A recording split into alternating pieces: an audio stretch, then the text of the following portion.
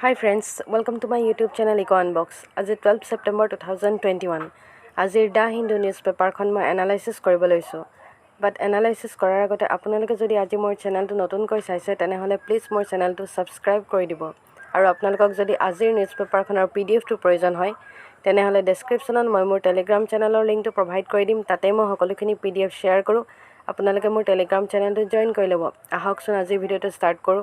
চ' আজিৰ ফাৰ্ষ্ট আৰ্টিকলটো দেখিছোঁ আমি গুজৰাট চিফ মিনিষ্টাৰে ৰিজাইন কৰিছে in a sudden but not unexpected move. Gujarat chief minister Vijay Rupani resigned on Saturday after completing 5 years at the helm, paving the way for a change of guard ahead of the assembly poll next year. I have resigned as Chief Minister of Gujarat, Mr. Rupani told reporters after meeting the governor. I was allowed to serve the state for 5 years.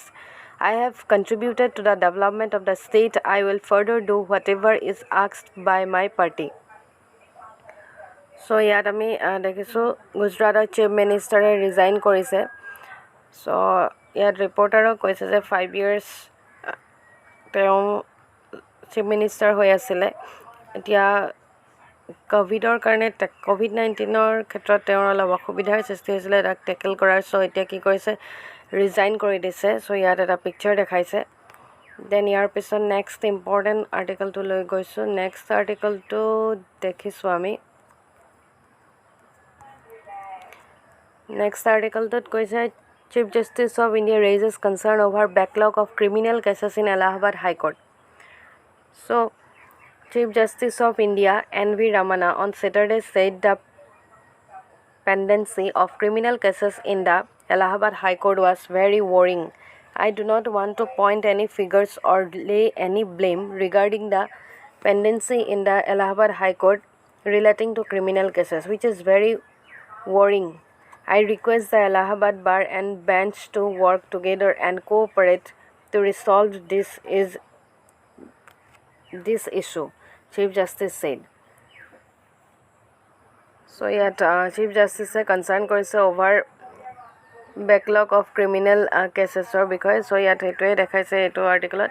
Then ইয়াৰ পিছত next important আৰ্টিকলটো লৈ গৈছোঁ। Next আৰ্টিকলটোত দেখিছোঁ আমি magistrate can't extend prove under UAPA।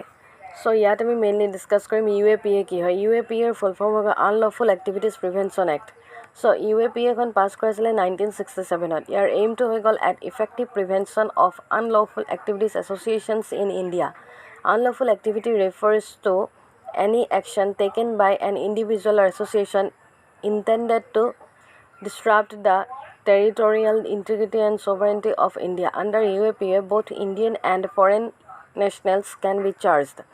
Under the UAPA, the investigating agency can file a charge sheet in maximum 180 days after the arrest, and the duration can be extended further after intimating the court. The 2004 amendment added Terrorist Act to the list of offences to ban organizations for terrorist activities, under which 34 outfits were banned. In August, Parliament cleared the Unlawful Activities Amendment Bill 2019 to designate individuals as terrorists on certain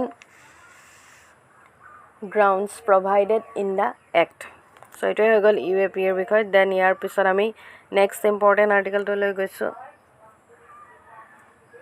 next আৰ্টিকলটোত দেখিছোঁ Indian values after solution for global terror says prime minister. So' prime minister Narendra Modi on Saturday described the September 11, 2001 terror attacks in the US as an assault on humanity. He asserted that a permanent solution to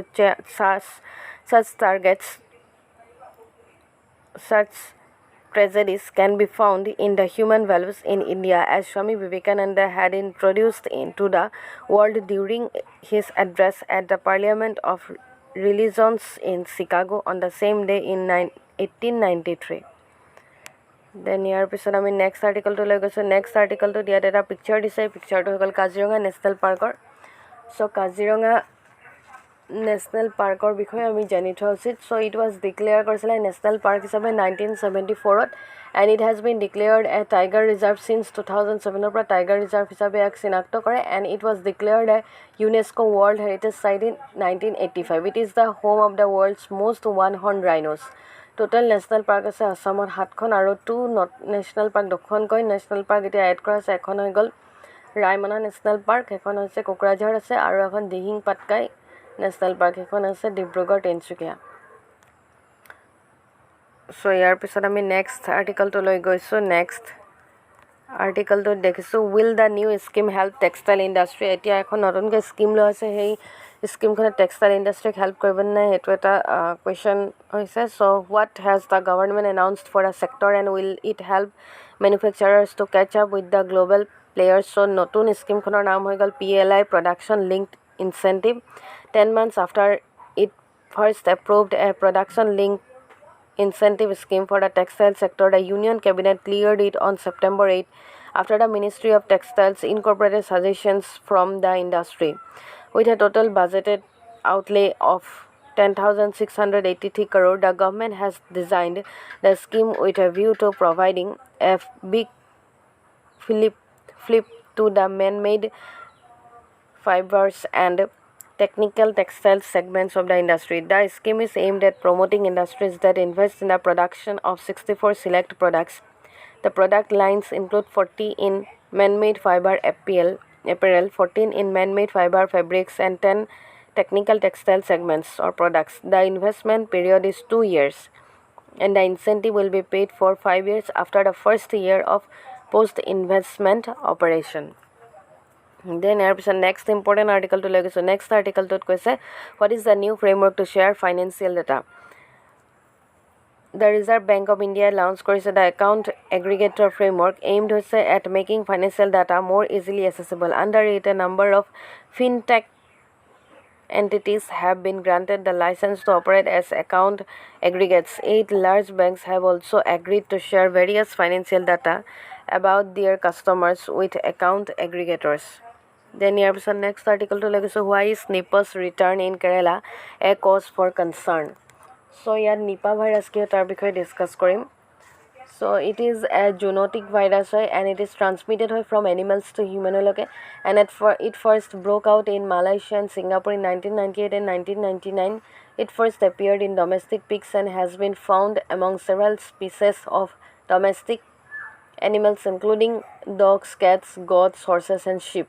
The disease spreads through fruit bats and flying fox. A disease to mainly spread by Badulipra. Currently there are no vaccines for both humans and animals. Incentive supportive care is given to humans infected by Nipah virus.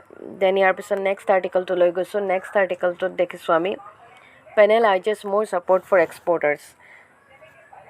Parliamentary panel has asked the Commerce and Industry Ministry to seek more funds from the Finance Ministry for the new tax refunds scheme for exporters. The remission of duties and taxes on export products after expressing its displeasure at a long delay in notifying the scheme's details. So আজি এইখিনি আছিলে যিখিনি important article সেইখিনি মই discuss কৰিলোঁ আপোনালোকে যদি ভিডিঅ'টো চাই ভাল পাইছে তেনেহ'লে প্লিজ মোৰ ভিডিঅ'টো লাইক আৰু কমেণ্ট কৰি দিব আৰু ফ্ৰেণ্ডছৰ মাজত যিমান পাৰে ইমান শ্বেয়াৰ কৰিব আৰু মোৰ চেনেলটো ছাবস্ক্ৰাইব কৰিব নাপাহৰিব চ' থেংক ইউ ফৰ ৱাচিং মাই ভিডিঅ'